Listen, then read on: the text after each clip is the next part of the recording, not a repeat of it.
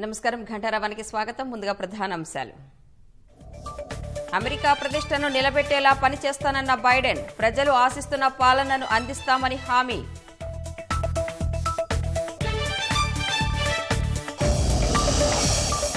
Corona నియంత్రణకు త్వరలోనే task force, ఆరోగ్య పరిరక్షణకు కట్టుబడి ఉంటామన్న బైడెన్.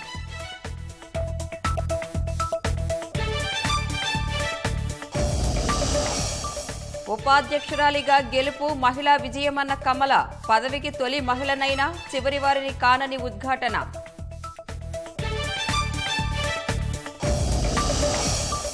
బైడెన్ విజయంతో అమెరికాలో మిన్నంటిన సంబరాలు, బై బై ట్రంప్ నినాదాలతో హోరెత్తించిన డెమోక్రాట్లు.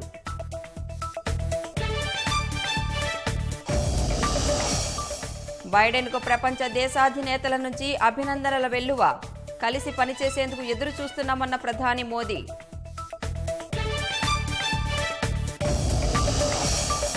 రాష్ట్రంలో కొత్తగా 1440 కరోనా కేసులు, 5 మంది మృతి, 2,50,000 దాటిన బాధితులు.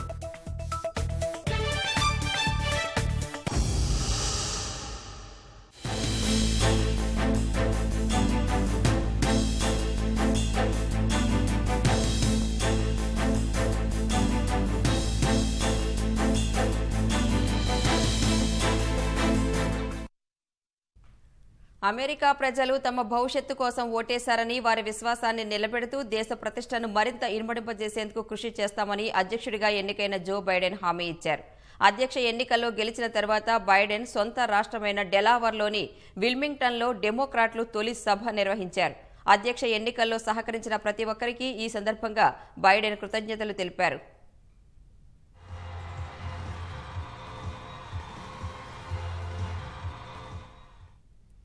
తమ గెలుపు అమెరికన్ల విజయంగా అమెరికా అధ్యక్షుడిగా ఎన్నికైన జో బైడెన్ అభివర్ణించారు.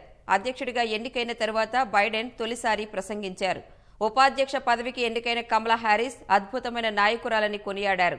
దేశాభివృద్ధి కోసం అహర్నిశలు కృషి చేస్తామని బైడెన్ భరోసానిచ్చారు. దేశాభివృద్ధి కోసం రిపబ్లికన్లతో కలిసి సాగుతామన్నారు. తాజాగా ప్రజలు ఇచ్చిన తీర్పు అమెరికా అభివృద్ధి కోసమేనని బలంగా విశ్వసిస్తున్నామన్నారు. పరస్పర సహకారంతోనే ముందుకు నడవాలని ప్రజలు ఆకాంక్షిస్తున్నారన్నారు. అంతా కలిసి సాగితే అమెరికన్లు ఏదైనా సాధించగలరని వ్యాఖ్యానించారు.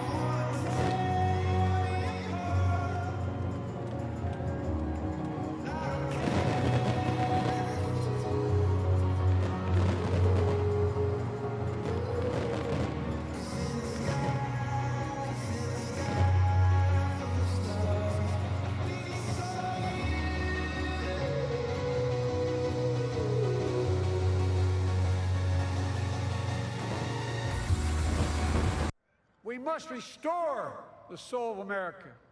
Our nation is shaped by the constant battle between our better angels and our darkest impulses.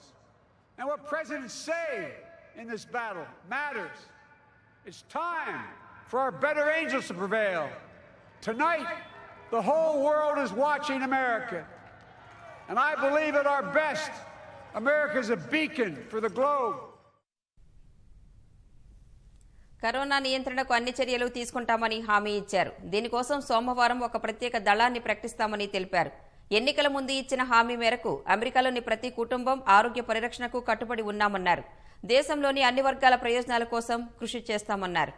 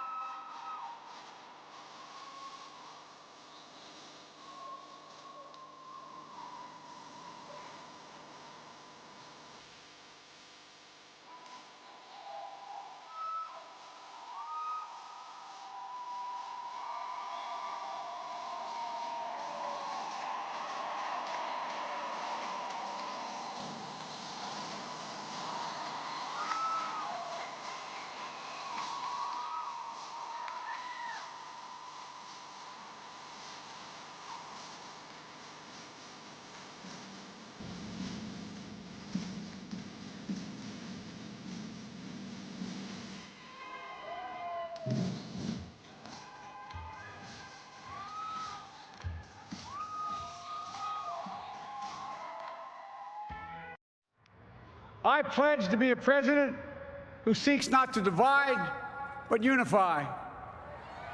Who doesn't see red states and blue states, only sees the United States. We're reminded tonight of those who fought so hard for so many years to make this happen. But once again, America's bent the arc of the moral universe more toward justice. ఎన్నికల్లో ఓడిన Trump తనకు శత్రువేమీ కాదని Biden అన్నారు. America అభివృద్ధి కోసం కలిసి పనిచేసేందుకు సిద్ధంగా ఉన్నానన్నారు. రిపబ్లికన్లు డెమోక్రాట్ల మధ్య తేడా చూపబోనని హామీ ఇచ్చారు. అమెరికన్లు కలిసి ముందుకు సాగితే ఏదైనా సాధించగలరని బైడెన్ తెలిపారు.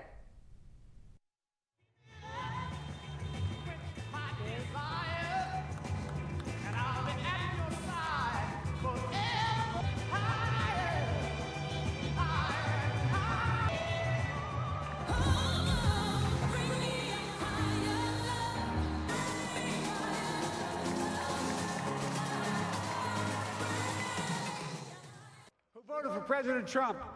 I understand the disappointment tonight. I've lost a couple times myself. But now, let's give each other a chance. It's time to put away the harsh rhetoric, lower the temperature, see each other again, listen to each other again. And to make progress, we have to stop treating our opponents as our enemies. They are not our enemies. They are Americans. ఎన్నికల్లో తన గెలుపు మహిళా లోకం సాధించిన విజయంగా America ఉపాధ్యక్షురాలిగా ఎన్నికైన కమలా Harris అభివర్ణించారు. ఉపాధ్యక్ష పదవికి ఎన్నికైన తొలి మహిళను కావచ్చు, కానీ చివరి మహిళను కానని కమలా హ్యారిస్ ప్రసంగించారు. అధ్యక్ష పదవికి ఎన్నికైన బైడెన్ నిరంతరం అమెరికన్ల క్షేమం కోసమే ఆలోచిస్తారని చెప్పారు. అధ్యక్ష ఎన్నికల్లో గెలిచిన తర్వాత బైడెన్ సొంత రాష్ట్రమైన డెలావర్లోని విల్లింగ్టన్లో డెమోక్రాట్లు తొలి సభ నిర్వహించారు. మెరుగైన భవిష్యత్తును నిర్మించే శక్తి ప్రజల్లో ఉందంటూ కమల తన మద్దతుదారులను ఉత్సాహపరిచారు. అమెరికా చరిత్రలో కొత్త రోజులు ఉండబోతున్నాయని నిర్ణయించారంటూ తమ గెలుపును ప్రస్తావించారు. ప్రజలు స్పష్టమైన తీర్పునిచ్చారన్నారు. ఆశావాదం, ఐక్యత, శాస్త్ర విజ్ఞానాన్ని ఎన్నుకున్నారన్నారు.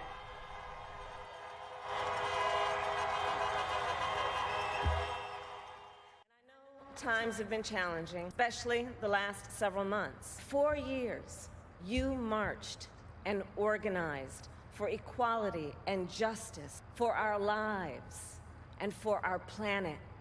And then you voted and you delivered a clear message. You chose hope and unity, decency, science, and yes, truth. You chose Joe Biden as the next president of the United States of America. But while I may be the first woman in this office, I will not be the last. Because every little girl watching tonight sees that this is a country of possibility. Dream with ambition. Lead with conviction. And see yourselves in a way that others may not, simply because they've never seen it before. But know that we will applaud you every step of the way. American elected president Joe Biden కు ఉపాధ్యక్షులుగా బాధ్యతలు చేపట్టనున్న భారత సంతతి మహిళ కమలా Harris కు రాష్ట్రపతి రామ్నాథ్ కోవింద్, ప్రధాని నరేంద్ర మోదీ, కాంగ్రెస్ అధినేత్రి సోనియా గాంధీ శుభాకాంక్షలు తెలిపారు. బైడెన్, హ్యారిస్ కు అభినందనలు తెలిపిన కోవింద్, బైడెన్ తన పదవీ కాలాన్ని ఫలప్రదం చేస్తారని ఆకాంక్షిస్తున్నట్లు పేర్కొన్నారు. భారత్ అమెరికా బంధాన్ని మరింత బలోపేతం చేసే దిశగా చర్యలు తీసుకుంటారని అభిలషిస్తున్నట్లు ట్విట్టర్లో తెలిపారు. భారత్ అమెరికా ద్వైపాక్షిక బంధాలను కొత్త శిఖరాలకు చేర్చేందుకు బైడెన్తో కలిసి పనిచేసేందుకు ఆసక్తిగా ఎదురుచూస్తున్నట్లు మోదీ తెలిపారు. హ్యారిస్ కు అభినందనలు తెలిపిన మోదీ ఆమె సాధించిన ఘనత భారత అమెరికన్లకు స్ఫూర్తిదాయకమని చెప్పారు. బైడెన్, హ్యారిస్ కనబరిచే స్ఫూర్తిదాయక నాయకత్వం భారత్ అమెరికా బంధాన్ని మరింతగా బలోపేతం చేస్తుందని ఆశిస్తున్నట్లు కాంగ్రెస్ అధినేత్రి సోనియా తెలిపారు. బైడెన్, హ్యారిస్ జోడీ విజయంపై ఆనందం వ్యక్తం చేసిన రాహుల్ గాంధీ, కమలా సాధించిన ఘనత చూసి భారతీయుడిగా గర్విస్తున్నానన్నారు. అమెరికా అధ్యక్ష ఎన్నికల్లో ఓటమిని ప్రస్తుత అధ్యక్షుడు డొనాల్డ్ ట్రంప్ అంగీకరించడం లేదు. తాను 7 కోట్లకు పైగా ఓట్లు సాధించి గెలిచినట్లు ట్రంప్ ట్వీట్ చేశారు. ఓట్ల లెక్కింపు కేంద్రాల్లో పరిశీలకులను అనుమతించలేదని ట్రంప్ ఆరోపించారు. మిలియన్ల కొద్దీ మెయిల్-ఇన్ ఓట్ల ద్వారా అక్రమాలకు పాల్పడ్డారని ట్రంప్ ఆరోపణలు గుప్పించారు. ఓ సిట్టింగ్ అధ్యక్షుడికి 7 కోట్లకు పైగా చట్టబద్దమైన ఓట్లు రావడం ఇదే అత్యధికమని ఆయన ట్విట్టర్లో పేర్కొన్నారు.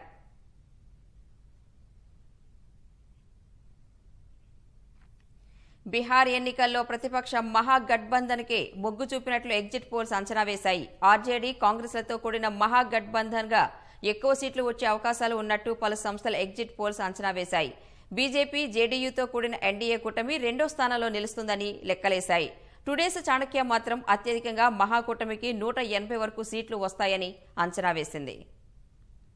ప్రధాన పార్టీలు ప్రతిష్టాత్మకంగా తీసుకున్న బీహార్ అసెంబ్లీ ఎన్నికల్లో కాంగ్రెస్, ఆర్జేడీలతో కూడిన మహాకూటమికే ప్రజలు పట్టం కట్టే అవకాశం ఉందని ఎగ్జిట్ పోల్స్ అంచనా వేశాయి. బీహార్ శాసనసభలో మొత్తం 243 స్థానాలుండగా సాధారణ మెజార్టీకి 122 సీట్లు అవసరం కాగా శనివారం ముగిసిన తుది విడత పోలింగ్ తర్వాత అధికార ఎన్డీఏ ఓటమి పాలయ్యే అవకాశం ఉందని ఎగ్జిట్ పోల్ సర్వేలు అంచనాలు వేశాయి. ఈ ఎన్నికల్లో ఆర్జేడీ, కాంగ్రెస్ పార్టీలతో కూడిన మహాగఠబంధన్ 169 నుంచి 191 సీట్లు రావచ్చని టుడేస్ చాణక్య సర్వే వెల్లడించింది. అధికార జేడీయూ, భాజపాలతో కూడిన ఎన్డీఏకు 44 నుంచి 66 సీట్లు రావచ్చని లెక్కలేసింది. ఇతరులు 4 నుంచి 12 సీట్లు గెలవచ్చని తెలిపింది. ఏబీపీ సి ఓటర్ సర్వే ప్రకారం ఎన్డీఏ కూటమికి 104 నుంచి 128, మహాగఠబంధన్ కు 108 నుంచి 131 సీట్లు వచ్చే అవకాశం ఉంది. జేడీయూపై వ్యతిరేకతతో ఒంటరిగా బరిలోకి దిగిన ఎల్జేపీ 1 నుంచి 3 స్థానాలకే పరిమితమవుతుందని ఏబీపీ సి ఓటర్ అంచనా వేసింది. టైమ్స్ నౌ సి ఓటర్ సర్వేలో ఎన్డీఏ కూటమి 116, మహాగఠబంధన్ 120 స్థానాలు గెలుస్తాయని తేలింది. ఎల్జేపీ 1 సీటు మాత్రమే సాధించే అవకాశం ఉందని తెలిపింది. ఇతరులు 6 చోట్ల గెలవచ్చని అంచనా వేసింది. Republic TV, Jan Ki Baat exit polls ప్రకారం ఎన్డీఏ 91 నుంచి 117 సీట్లు, మహాగఠబంధన్ 118 నుంచి 138 గెలవచ్చని తేలింది. ఎల్జేపీ 5 నుంచి 8, ఇతరులు 3 నుంచి 6 చోట్ల గెలిచే అవకాశం ఉన్నట్లు వెల్లడించింది. న్యూస్ 24 సి ఓటర్ అంచనాల్లో ఎన్డీఏ కూటమి 116, మహాగఠబంధన్ 120 స్థానాలు గెలుచుకునే అవకాశం ఉంది. ఎల్జేపీ 1, ఇతరులు 6 చోట్ల గెలిచే అవకాశం ఉంది. పీపుల్స్ పల్స్ ప్రకారం ఎన్డీఏ 90 నుంచి 110, మహాగఠబంధన్ 100 నుంచి 115 సీట్లు గెలిచే అవకాశం ఉంది. ఎల్జేపీ 3 నుంచి 5, ఇతరులు 8 నుంచి 18 స్థానాలు గెలిచే అవకాశం ఉంది. బీహార్ ఎన్నికల్లో తేజస్వి యాదవ్ కు 44% మంది మద్దతు ఉన్నట్లు ఇండియా టుడే ఎగ్జిట్ పోల్స్ వెల్లడించింది. నితీష్ కుమార్ కు 35, చిరాగ్ పాస్వాన్ కు 7% మద్దతు ఉన్నట్లు అంచనా వేసింది. న్యాయమన్నది ఓ పదంలా కనిపించినా భారత రాజ్యాంగంలో దానికి విస్తృతార్థం ఉందని సుప్రీంకోర్టు సీనియర్ న్యాయమూర్తి జస్టిస్ ఎన్వి రమణ అన్నారు. న్యాయం అంటే ప్రజలకు సామాజిక, ఆర్థిక, రాజకీయ న్యాయం చేయడమేనన్నారు. సామాజిక శాంతి కోసం ప్రభుత్వాలు ఆ కర్తవ్యాన్ని నెరవేర్చడమే కాకుండా ఆ విషయాన్ని అన్ని ప్రజాస్వామ్య వ్యవస్థలకు తెలియజెప్పాలని అభిప్రాయపడ్డారు. ఢిల్లీలో శనివారం జరిగిన ఏషియన్ లా ఇన్స్టిట్యూట్ కాన్ఫరెన్స్ కు ముఖ్య అతిథిగా హాజరైన సుప్రీంకోర్టు సీనియర్ న్యాయమూర్తి జస్టిస్ ఎన్వి రమణ ఆసియాలో చట్టం, న్యాయం అనే అంశంపై ప్రసంగించారు. ప్రస్తుతం ప్రపంచ దేశాలు ఎన్నో సామాజిక సమస్యలతో పాటు ఉగ్రవాదం, సైబర్ నేరాలు, వలసలు, పర్యావరణం సహా అనేక విపత్తులను ఎదుర్కొంటున్నాయన్నారు. ఈ సమస్యలు ప్రపంచమంతటా ఒకేలా ఉన్నాయని, అందుకే వాటికి ఏకగ్రీవంగా పరిష్కారాలు కనుగొనాల్సి ఉందని పిలుపునిచ్చారు. ఆరోగ్య సంక్షోభంగా ప్రారంభమైన కరోనా ఆ తర్వాత ఆర్థిక, సామాజిక, రాజకీయ సవాళ్లను విసిరిందన్నారు. ఈ నేపథ్యంలో తలెత్తిన అవాంఛనీయ పరిణామాలు అత్యవసర చర్యలకు దారితీశాయని పేర్కొన్నారు. ఫలితంగా ప్రజల కదలికల పైన పరిమితులు విధించాల్సి వచ్చిందని, ఇలాంటి సమయంలో న్యాయ వ్యవస్థ అన్నింటికీ ఒకే సూత్రాన్ని అమలు చేయకుండా పరిస్థితులను బట్టి వ్యవహరించాలని జస్టిస్ రమణ అభిప్రాయపడ్డారు.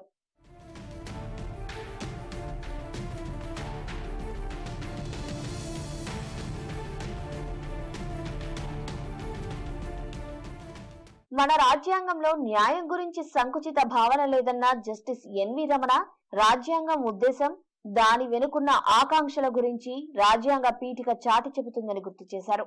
న్యాయం అంటే అర్థం సామాజిక, ఆర్థిక, రాజకీయ రూపాల్లో న్యాయం చేయడమేనని స్పష్టం చేస్తుందని, సంపూర్ణ న్యాయం చేసే అధికారాన్ని రాజ్యాంగంలోని ఆర్టికల్ 142 సుప్రీంకోర్టుకు ఇస్తోందని పేర్కొన్నారు.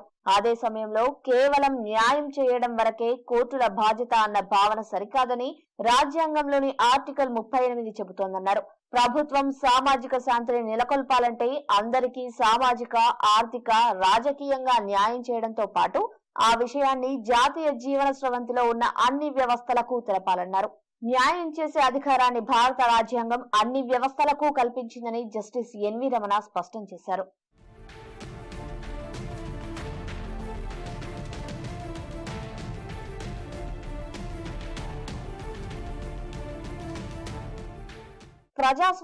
ప్రజాస్వామ్య వ్యవస్థల మూలాలను అవినీతి తినేస్తోందని జస్టిస్ ఎన్వి రమణ అన్నారు. రాజ్యాంగం ఎంత బాగా ఉన్నప్పటికీ దాన్ని అమలు చేసేవారు చెడ్డవారైతే చెడు ఫలితాలనే ఇస్తుందన్నారు. ఒకవేళ రాజ్యాంగంలో లోపాలున్నప్పటికీ అమలు చేసేవారు మంచివారైతే దండిగా మేలు జరుగుతుందని రాజ్యాంగ ముసాయిదా committee chairman doctor BR Ambedkar అప్పుడే చెప్పారని గుర్తు చేశారు. ఎక్కడైతే అవినీతి సాధారణమైపోతుందో అక్కడ వ్యవస్థలపై ప్రజా విశ్వాసం సన్నగిల్లిపోతుందని, అంతిమంగా ప్రజాస్వామ్య విలువలను వదులుకోవాల్సి వస్తుందన్నారు. భారతదేశంలో న్యాయం, చట్టం రెండూ రాజ్యాంగానికి కట్టుబడి ఉండాలని జస్టిస్ ఎన్వి రమణ పేర్కొన్నారు. చట్టంలోని అంశాలతో పాటు విభేదించడం, దానికి భాష్యం చెప్పడం అన్నది నిరంతరంగా సాగుతూనే ఉంటుందని, సుదీర్ఘ కాలం న్యాయవాదిగా, న్యాయమూర్తిగా పనిచేసిన అనుభవంతో తెలుసుకున్నానని చెప్పారు. మన దేశ సుస్థిరత మాత్రం రాజ్యాంగం నిర్దేశించిన న్యాయ సూత్రాలను అనుసరించి వివాదాలను విజయవంతంగా పరిష్కరించడంపైనే ఆధారపడి ఉంటుందని జస్టిస్ ఎన్వి రమణ వివరించారు.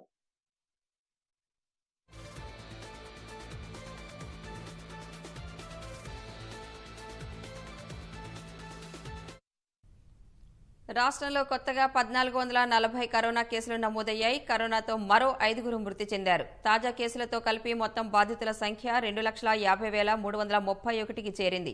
వైరస్తో మొత్తంగా 1,377 మంది ప్రాణాలు కోల్పోయారు. తాజాగా 1,481 మంది కరోనాను జయించారు.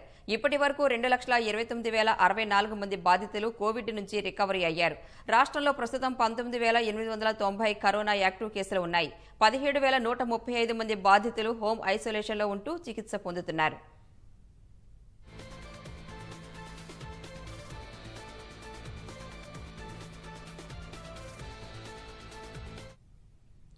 రాష్ట్రంలో కొత్తగా 1440 కరోనా కేసులు నమోదయ్యాయి. కరోనాతో మరో 5 మృతి చెందారు.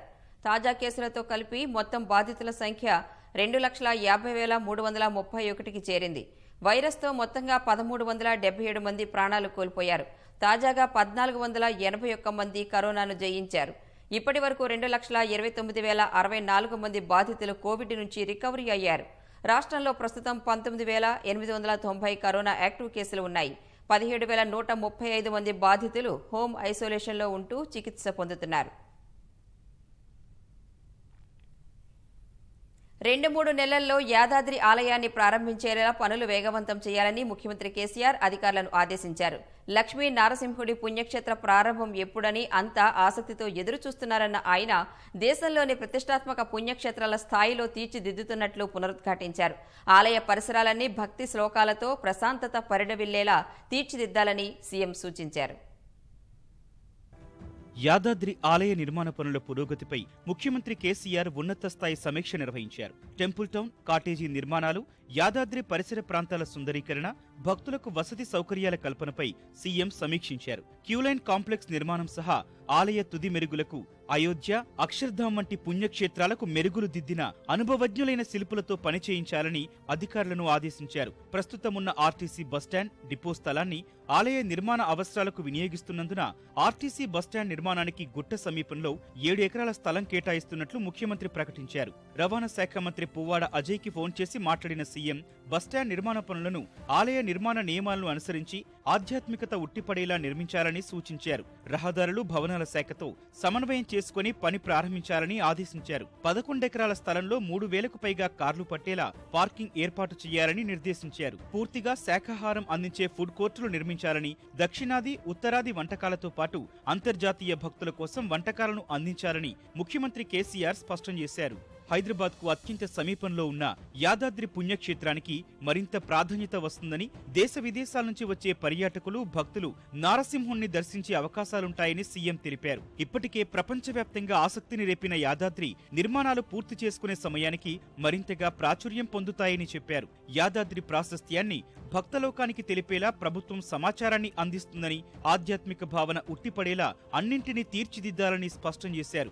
ఎక్కడ ఖాళీ స్థలం కనిపించినా అక్కడ పెద్ద పెద్ద చెట్లతో పచ్చదనం పరిఢవిల్లేలా వేప, రావి, సిల్వర్ ఓక్ వంటి ఏపుగా పెరిగే మొక్కలు నాటాలని సూచించారు. యాదాద్రి చేరువలో ఉన్న గండి చెరువును అద్భుతంగా ల్యాండ్స్కేపింగ్, నీటి ఫౌంటైన్లతో తీర్చిదిద్దాలని చెప్పారు. బ్రహ్మోత్సవాలు, తెప్పోత్సవాలు నిర్వహించేలా సుందరీకరణ పనులు జరగాలని దిశానిర్దేశం చేశారు. యాదాద్రి ఆలయ నగరిలో 250 దాతల కాటేజీలను అత్యద్భుతంగా తీర్చిదిద్దాలని, ప్రతి 50 కాటేజీలకు ప్రత్యేక డిజైన్లతో భక్త ప్రహ్లాద సహా అమ్మవార్ల పేర్లను పెట్టాలని తెలిపారు. కుటుంబంతో దర్శనానికొచ్చే భక్తులకు ప్రశాంతత కలిగేలా, పుణ్యక్షేత్ర పునర్దర్శనంపై ఆసక్తి పెరిగేలా విశాలమైన పచ్చని స్థలాల్లో నిర్మాణాలు జరగాలని సూచించారు. ప్రెసిడెన్షియల్ సూట్ నిర్మాణ పురోగతిపై ఆరా తీసిన ముఖ్యమంత్రి వీఐపీలతో పాటు సామాన్యులు బస చేసేందుకు వీలయ్యేలా పలు రకాల కాటేజీలు నిర్మించాలని ఆదేశించారు. వేల మంది హాజరయ్యేలా కళ్యాణ మండపాల నిర్మాణాలు ఉండాలని, ప్రాంగణంలో ఆధ్యాత్మిక ప్రసంగాలు, స్వాములతో ప్రవచనాలు కొనసాగించేందుకు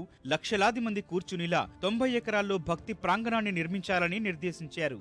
ఆలయ విమాన గోపురాన్ని బంగారు తాపడంతో తీర్చిదిద్దాలన్న ముఖ్యమంత్రి రింగ్ రోడ్డు నిర్మాణ పనులను వేగంగా పూర్తి చేయాలని కలెక్టర్ను ఆదేశించారు. దేశంలోని ప్రతిష్టాత్మక పుణ్యక్షేత్రాల స్థాయిలో యాదాద్రిని తీర్చిదిద్దుతున్నామన్న ఆయన, ప్రపంచవ్యాప్తంగా భక్తులు యాదాద్రి లక్ష్మీ నరసింహస్వామి పుణ్యక్షేత్రం ఎప్పుడు ప్రారంభమవుతుందా అని ఆసక్తితో ఎదురుచూస్తున్నారని తెలిపారు. కరోనా పరిస్థితి నుంచి రాష్ట్రం కోలుకుంటోందని, ఆలయ నిర్మాణాలకు సంబంధించి ఆర్థిక వనరులను ప్రభుత్వం ఎప్పటికప్పుడు అందిస్తున్నందున పనుల్లో వేగం పెంచాలని ఆదేశించారు. మరో 2-3 నెలల్లో యాదాద్రిని ప్రారంభించుకునే దిశగా ఆలయ అధికారులు కృషి చేయాలని సూచించారు.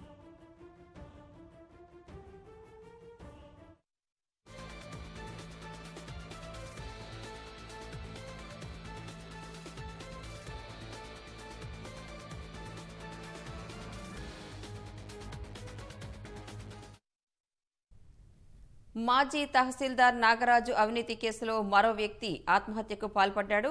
నకిలీ పాస్ పుస్తకాల కేసులో అరెస్టైన ధర్మారెడ్డి బలవన్మరణానికి పాల్పడ్డాడు. కుషాయిగూడ వాసవి శివనగర్ కాలనీలో ఆయన ఉరేసుకున్నాడు. మాజీ తహసీల్దార్ నాగరాజు ద్వారా 40 ఎకరాలకు సంబంధించి నాగరాజు కుటుంబం నకిలీ పాస్ పుస్తకాలు పొందింది. ఈ కేసులో సెప్టెంబర్ 29న ధర్మారెడ్డి కుమారుడు శ్రీకాంత్ రెడ్డిని అనీసా అరెస్టు చేసింది. ఈ కేసులో గత నెల 14న జైలులో మాజీ తహసీల్దార్ ఆత్మహత్య చేసుకోగా ధర్మారెడ్డి కుమారుడు శ్రీకాంత్ రెడ్డి జైల్లో ఉన్నాడు. ధర్మారెడ్డి ఇటీవలే బెయిల్పై జైలు నుంచి విడుదలయ్యారు.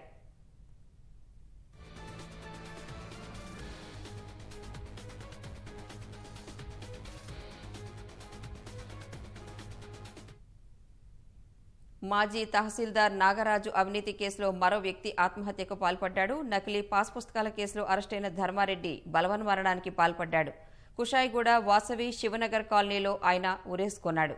మాజీ తహసీల్దార్ నాగరాజు ద్వారా 40 ఎకరాలకు సంబంధించి నాగరాజు కుటుంబం నకిలీ పాస్ పుస్తకాలు పొందింది.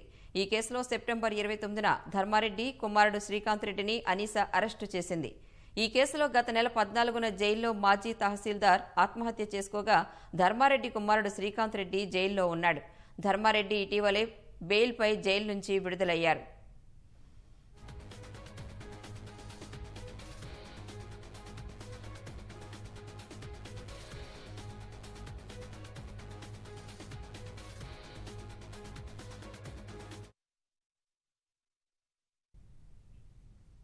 కరీంనగర్ జిల్లా తిరుమలాపూర్లో ఇంటి యజమాని చనిపోయి ఇబ్బంది పడుతున్న వారిపై ఈటీవీలో వచ్చిన కథనానికి అపూర్వ స్పందన లభించింది. జైపాల్ మిత్రమండలి అధ్యక్షుడు జైపాల్ రెడ్డి 1,70,000 ఆర్థిక సహాయం చేశారు. ప్రతి నెల 5,000 రూపాయలు అందిస్తానని ప్రకటించారు. హైదరాబాద్కు మారం ఇన్ఫ్రా తరపున సతీష్ కుమార్ ఆర్థిక సహాయంతో పాటు పిల్లల్ని పాఠశాలల్లో చేర్చుతానని హామీ ఇచ్చారు. సాఫ్ట్వేర్ ఇంజనీర్లు నంద, జీవన్ వారికి బ్లాంకెట్లు, స్వెట్టర్లు అందించారు. వారికి ఉన్న స్థలంలో ఇల్లు నిర్మించేందుకు అన్ని ఏర్పాట్లు చేస్తామని దాతలు తెలిపారు. తిరుపతి అనే పర్సన్ సడన్ గా చనిపోయారు. వాళ్ళ ఫ్యామిలీ మొత్తం రోడ్డు మీదకి వచ్చేసారు. వాళ్ళ కథనం ఈటీవీలో చూసి మేము కొంచెం చెల్లించిపోయి, నేను మా ఫ్రెండ్ వీళ్ళకి కొన్ని గ్రాసరీస్, చలికాలం కాబట్టి వాళ్ళకి బ్లాంకెట్స్ అవన్నీ తీసుకొచ్చాము, స్వెటర్స్ అండ్ ఆల్. వాళ్ళు ఉండడానికి కొంచెం ప్లేస్ ఉంది, సో దానికి కన్స్ట్రక్షన్ కూడా మేము ప్లాన్ చేస్తున్నాము. త్వరలోనే అది కూడా స్టార్ట్ చేస్తాము. ఇవన్నీ చేస్తున్నందుకు చాలా సాటిస్ఫాక్షన్ గా, చాలా సంతోషంగా ఉంది. జైపాల్ రెడ్డి వచ్చిండు, ఆయనే సాయం చేసిండు. హైదరాబాద్ సతీష్ పిల్లలకు స్కూళ్లకు అవసరం ఉంటే ఏడ చదువుకుంటే ఆడ చదువుకుంటా అంటే ఇప్పిస్తానన్నాడు. జైపాల్ రెడ్డి వచ్చి మాకు సాయం చేశాడు. మళ్ళీ చదివిపిస్తా అన్నాడు. పిల్లల నెలకు 5,000 పంపిస్తా అన్నాడు. 1,70,000 ఇచ్చిపోయిండు. ఆదుకున్నాడు సారు. హైదరాబాద్ సతీష్ సారు మాకు అన్ని బిలాంకెట్లు, గరం కోట్లు నంద సారు తెచ్చాడు. మా ఇల్లు లేదని ఇల్లుకు సాయం చేస్తా అన్నాడు. ఇల్లు కట్టిస్తా అన్నాడు నంద సారు. మమ్మల్ని అందరినీ ఆదుకుంటుండు నంద సారు.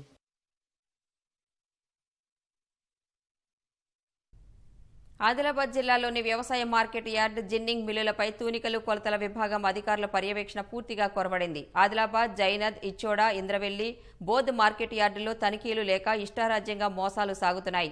ఆదిలాబాద్ వ్యవసాయ మార్కెట్లో గత నెల 29న సీసీఐ పత్తి కొనుగోళ్లు ప్రారంభించింది. అదే రోజు ఓ రైతు పత్తిని తూకం వేయగా 4 క్వింటాళ్లు తేడా వచ్చింది. సీసీఐ అధికారులు గమనించి రైతుకు చెప్పడంతో మార్కెట్ యార్డులోని కాంటాను సరిచేశారు. జందాపూర్కు చెందిన మరో రైతు తన సోయా పంటను ప్రైవేట్ జిన్నింగ్కు తరలించగా ఏకంగా 10 క్వింటాళ్ల తేడా వచ్చింది.